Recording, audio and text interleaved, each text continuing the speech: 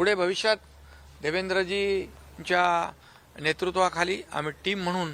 या ठिकाणी राज्याला पुढे नेऊ आणि राज्याला लोकाभिमुख करू आणि जी कामं आमची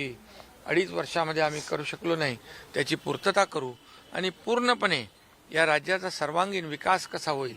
याचा एक रोडमॅप तयार करून हे राज्य 1 नंबरला आहे ते 1 नंबरला कसं राहील आणि देश जो आहे आपल्या देशाचं नाव जसं आदरणीय प्रधानमंत्री महोदयांनी जगभरात केलेलं आहे आणि त्यांचंही जे काही विजन आहे की